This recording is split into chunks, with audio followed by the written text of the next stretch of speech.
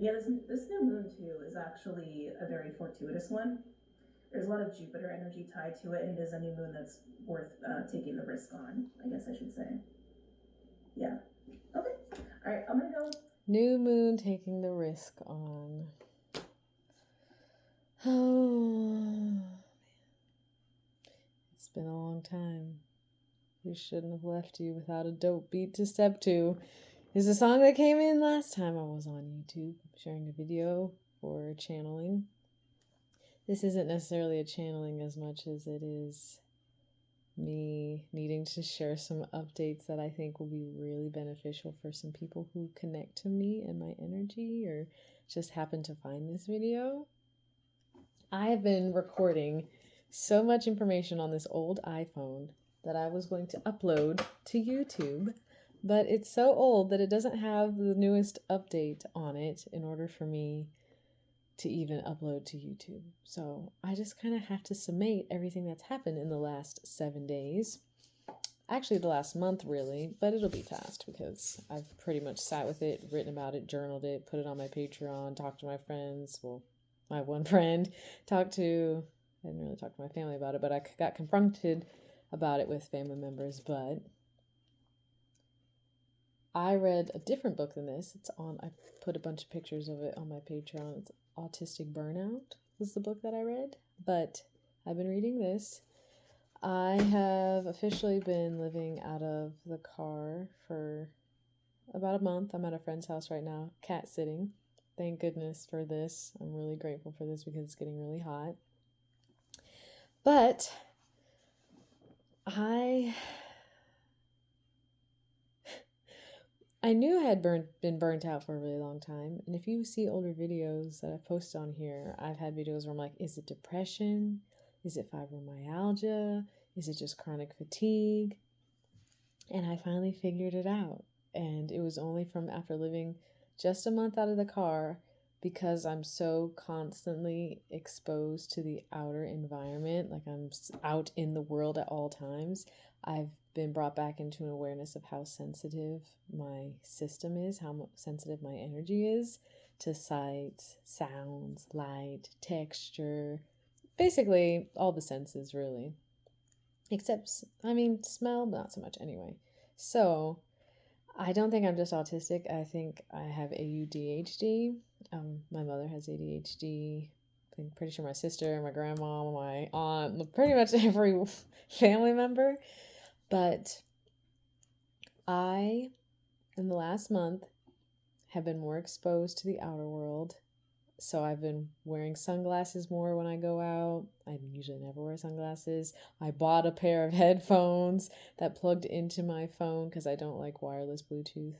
So I bought headphones, pretty much wear them all the time when I'm out. I started recognizing I was needing to do certain things that I would technically consider irresponsible to do just to keep myself going and to give myself the motivation to keep going, especially with feeling chronic burnout. Sorry, my afro looks uneven. I'm also really trying really hard not to cut off all my hair again. If you've also followed the channel, pretty much almost every year for my birthday, I was cutting off my hair. All these things I've been doing, all these things I've been experiencing, I was, observing under the umbrella of astrology, under human design, under just attachment styles that I've been learning. I have all these different, areas and avenues that I've been researching to assist myself because I am about to be 33 years old and feel like I haven't done anything with myself and my life. And I had to get a tooth taken out 2 days ago, and that was a very humbling experience.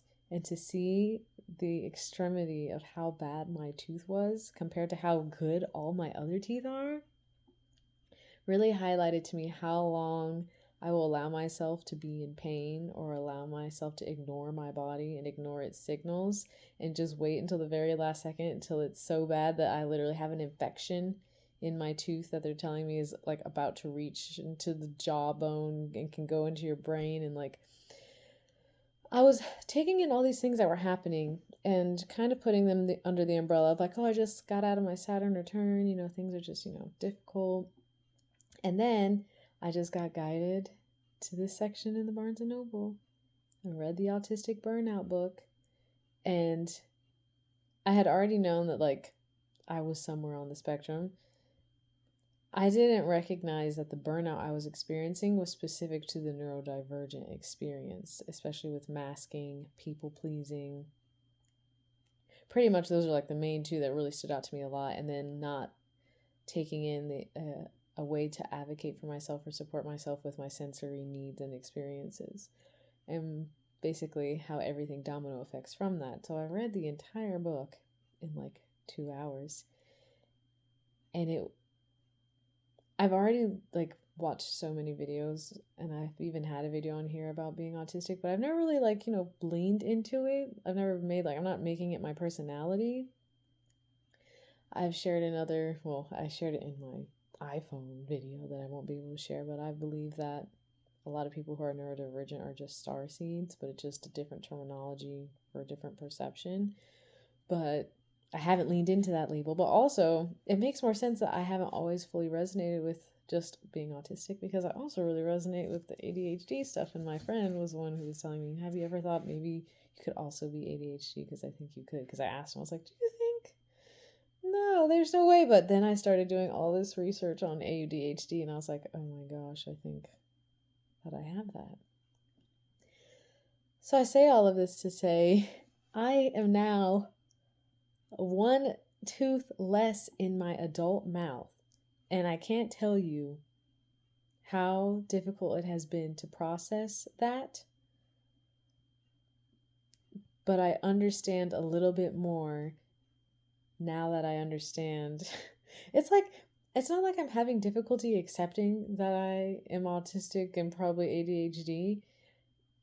I kind of wanted to like title this video like I knew I was autistic, but I didn't know I had autism, if that makes sense. I'm sure someone's gonna understand me saying that, but like I knew I was autistic, I just didn't know I had autism. Like, it's one thing to understand the things you need, and then like another to recognize like the world that you're living in isn't built for that, and that you have to build every structure you need to support yourself, and like you have to understand yourself. So, and like that is actually, it's funny because that's something that is like one of my mantras that I'm really strongly connected to on like, I don't use my Instagram right now, but even on my link tree, like my thing is know thyself, heal thyself, from the Oracle of Delphi. So like you really, when you're neurodivergent, have to know yourself in a way that like most neurotypical people will not know themselves. You have to understand exactly what each thing in your reality does to you, why it does it to you, things you can do to support yourself, and lean into like your gifts, understand your challenges, communicate those, advocate for those. It's like a lot of work. I've spent almost my entire existence masking and people pleasing, and I cannot even begin to imagine what ripple effect that has created in my life so far. But I've had an issue with this tooth. I've had a cavity in it for at least 10 years. It just never hurt. And in the last 2, it started hurting. So I started eating on this side of my mouth. At first, I would look at that and be like, what's wrong with you? Just go to the dentist. And that's probably what anyone would say. But there were so many like mental blocks and impasses before I could even get to that point, especially because I was like, oh, I solved the problem. I'm just going to eat on this side of my mouth. And like, I didn't realize that that's like probably a neurodivergent way to approach that. And it led to me literally having a tooth need to be extracted from my mouth. And I don't know, there's something about me having to have this tooth taken out that's like really made me have to realize like, okay, you actually like need to start doing research into like autism and ADHD and things. Like go on all the reels, I've been watching ADHD Love podcasts on YouTube, and like trying to take in as much information as possible for what these people are doing to support themselves. And I made a video on TikTok maybe like a year ago asking people for like tips of like what they do to be adults and support themselves, because me and my partner were about to go off into the world, and I was like, I don't think we have what we need to do this well. I don't feel prepared for this. And I didn't even really fully think that I was neurodivergent then. Like my partner was ADHD. So I really hyper focused on like setting up systems to support him, but I didn't really set up any systems to support myself. And that's what I'm being faced with right now is like, oh, I have to do this. Like, there's no, and it's not as simple as, like, I guess maybe, I don't like saying neurotypical, but there's no opposite end of the spectrum where, like, a neurotypical person's like, oh, I need to do this for myself. And then I guess they just do it versus when you're neurodivergent and you say, oh, I have to do this, like, there's like all these other steps in between just doing it, and because it's nuanced because of what you specifically need for yourself.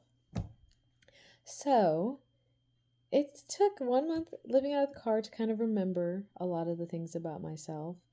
It also took a lot of physical body pain. It took a lot of like recognizing like I'm really good at creating structures and systems and calendars and routines, and then like something happens where I'm not able to sustain them, and then recognizing like, okay, that's probably like the autism ADHD coming together and finding the ways in which I can get them to work. But I guess I just needed to like talk about this and process this with people out in the interwebs who will relate, because it's really like humbling to be in your 30s, to me, and like not have one of your adult teeth, and to not have a job except for door dashing, and to be living out of your vehicle, and to not have any savings, and to like have tried so many different types of avenues for life paths and not been able to sustain any of them, and to like hyper focus into one thing and learn a lot about it, and like you still love that thing but then you find another thing. And I do trust and believe that I've been accruing all of the information and bringing it into my own experience and turning it into wisdom for future things that I just don't understand right now. My mouth is starting to hurt from talking. I still have like stitches in my tooth, so I actually haven't talked all day because there's no one here, so I just kind of sing and hum and stuff. I'm not really talking, but my mouth is starting to hurt, so I'm going to start closing this out. I didn't recognize, and I think this is going to happen for a lot of people in their 30s now, and I want to say it probably happens a lot to people after their Saturn return. Like if you're neurodivergent or a starseed, after your Saturn return, something happens where you like really start recognizing like, oh, I really am neurodivergent. Oh, this actually is really difficult. Oh, like stuff is getting real and I have to figure out a system to help myself, or I'm going to keep being in these like cycles of like, I don't have any money. I can't work these jobs. They're too overwhelming sensorily. No one seems to understand that or give space for that. I'm feeling like crap. I feel like a useless human being, and working through a lot of self-worth stuff because I am not stupid. I do work really hard. I am very observant. I have great organizational skills. Like I have all these things I know I do really well. It's just been about finding a way to apply them and utilize them that I feel like is of benefit, actually makes a difference, and I don't want to like just die doing it. So I've really just been processing the fact that I am probably, I know I'm autistic. I don't know about the ADHD thing, but like I'm pretty sure I'm AUDHD from everything that I've read. And it's been helpful to read everyone posting the things they do, and or just like things that they've noticed make them different. And obviously we're not alone, but I have a feeling that a lot of people in their 30s now, at the time I'm posting this, are starting to recognize, oh, I am probably ADHD. Oh, I'm probably autistic. Oh, I'm a star seed and neurodivergent. I'm like a neuro seed or something. Like, I know I'm not alone in this, but I have like no idea what I'm going to do. And I feel like I've felt that way a lot, and I've like had to really come to terms with that. And having this tooth out of my mouth has really just like slapped me in the face with the truth of like needing to do something. So I'm getting books, I'm doing research, I'm trusting spirit. I still consider myself a very spiritual person.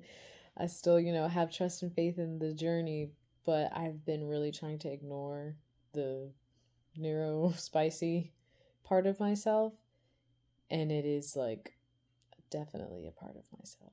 So I'm working on what that looks like as far as integrating it into how I move. But I wanted to share this here because I know that there are a lot of people in the spiritual community, or even not, that are probably also considered neurodivergent. And it is useful, like, as much as we can be starseeds, be from other, like, have past lives in other galaxies and star systems, we're here on Earth having an earthly experience in the 3D realm, which means we're moving through the neurotypical 3D world. So having systems to support our 5D nature is so important. And I did create a lot of great systems for my partner.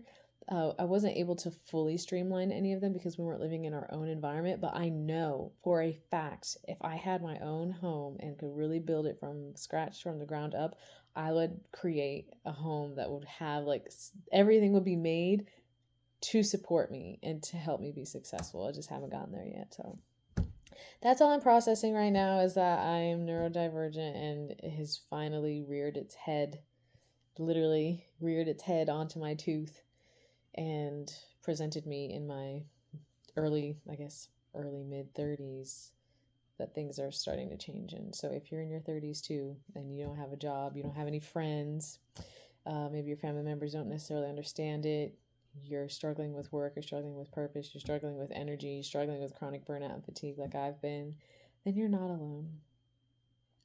And at least understanding that you're not alone makes it so much more relieving. And I guess from here on out, there's going to be things that I'll be sharing that are helping me, and I hope they help other people. But it's just something I had to talk about because I don't know. It's like an identity shift in a way, even though I already knew it. Like, I already knew, but I don't know what you call that.